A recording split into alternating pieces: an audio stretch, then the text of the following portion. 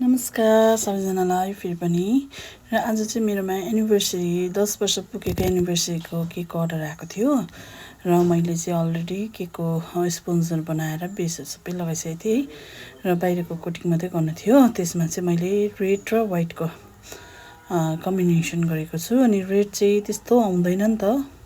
White whip क्रिममा चाहिँ तपाईको red colour लगायो भने हल्का पिङ्क नै आउँछ, तर पनि मैले अलिकति त्यसलाई चाहिँ डार्क बनाउनको लागि चाहिँ अलिकति ग्रीन कलर लगाएर चाहिँ मैले यसरी बनाएको छु र यसको डिजाइन चाहिँ यस्तो छ।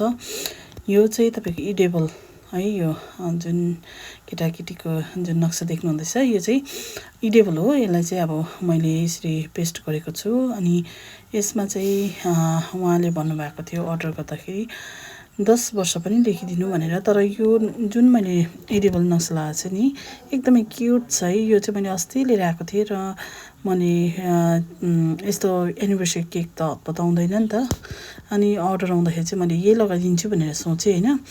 अनि यो लाउँदाखेरि चाहिँ लेख्ने जग्गा नै पाइनँ, अनि मैले यसमा चाहिँ प्याटर्न लगाइदिएको छु सानो फ्लावर नोजलले। अन्त त्यसमा चाहिँ साइडमा चाहिँ मैले लभको पनि डिजाइन लगाइदिएको छु र रेडी भएको चाहिँ यो एनिभर्सरीको केक। यदि तपाईलाई मन पर्यो भने एकदमै तपाईले लाइक गर्न सक्नुहुनेछ है, र यदि फलो गर्नुभएको छैन फलो पनि गरिदिनुहोस्। Thank you for watching.